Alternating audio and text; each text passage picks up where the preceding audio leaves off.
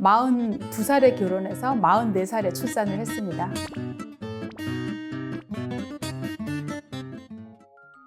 안녕하세요, 여러분. 100회를 맞이해서요, 여러분들이 많은 질문을 올려주셨습니다. 여러분들 많은 질문 올려주셔서 감사하고요. 성실하게 답변하도록 해보겠습니다. 30대 초반의 초산 32주차 임산부입니다. 제왕절개는 반드시 대학병원같이 큰 병원에서 해야 하는지 문의드립니다. 또한 1차 병원에서도 응급상황 시 필요한 혈액 등을 보유하고 있는지 문의드립니다. 이제 먼저 대학병원에서 아기를 낳느냐, 개인 병원에서 아기를 낳느냐. 이제 대학병원은 아무래도 사람이 많죠. 직원이요. 간호사 수도 더 많을 것이고, 수술방에 근무하는 사람도 더 많으시고, 이제 혈액을 준비하기 위해서 뛰는 사람도 더 많을 것입니다. 근데 개인 병원이라 하더라도 산부인과 전문 병원이라면 충분한 인력이 있습니다. 물론 개인 병원에서 혈액원을 가지고 있지는 않죠. 대학병원 또 혈액원에서 피를 타오는 거거든요.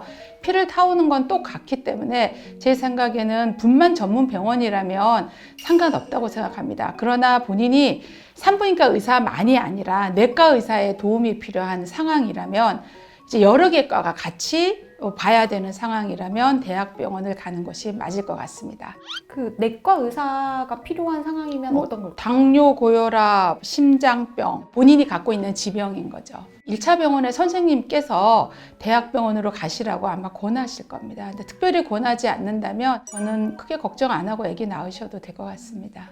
좀 비슷한 질문으로 40세 초산인데요. 첫 임신인데 고령이면 대학병원에서 출산하는 게 나을까요? 대학병원에는 모자 동실일 수도 있고 퇴원도 빠르다는 이야기를 들어서 고민입니다. 몸이 유연하지 않으면 자연분만보다 제왕절개가 나을 수 있을까요?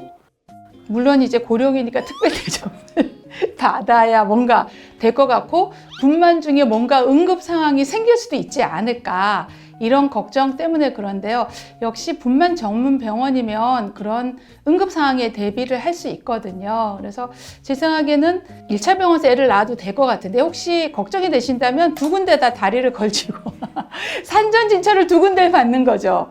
막판까지 두 군데 산전진찰을 하시면서 고민을 하셔도 될 것 같습니다. 그럼 병원비가 더블로 들잖아요. 그렇죠. 이제 그거는 감수해야죠. 근데 개인 병원에서 믿고 아기 낳으셔도 괜찮아요. 그러니까 제가 유튜브에 제가 제왕절개를 너무 적극적으로 강조하는 사람으로 비춰지는 것 같은데요. 제가 사실은 환자들한테는 제왕절개 꼭 잘 안 해줍니다. 저는 물론 겁이 많아서 제왕절개, 이건 저의 경험이고요. 이제 저는 자연분만을 할 수가 없는 마음 상태였기 때문에 제왕절개를 한 것이고, 꼭 40이 넘었다고 꼭 제왕절개 해야 되는 건 아닙니다. 근데 이제 의사분께서 주치의가 내진해보고 여러 가지 상황을 검토하여 제왕절개 말씀을 꺼내면 너무 거부하지 마시고 생각을 해보시라는 것이지, 꼭 제왕절개 바로 하라는 뜻은 아닙니다. 오해하지 마세요. 몸이 유연하신 분들이 자연분만 잘해요. 대표적인 예가 이제 운동 중에서도 체조 무용하신 분들 잘하시고요. 관악기 부시는 분들, 그런 분들은 여기 배를 움직이시거든요. 횡격막하고 골반막을 움직일 줄 알기 때문에 그런 분들 아기 잘 낳으세요. 요가 하시는 분들도요. 그러니까 유연하신 분들이 아무래도 아기를 잘 낳는 건 맞는 말일 것 같아요. 제왕절개 하면 정말 유착 문제가 큰가요? 어느 정도 비율로 유착이 발생하는지 궁금합니다. 그리고 제왕절개 이후에는 유착이나 켈로이드 등 다른 문제는 없는지 궁금해요. 플러스 제왕 수술하고 유착 방지제는 꼭 해야 할까요? 이거의 효과는 어느 정도인가요?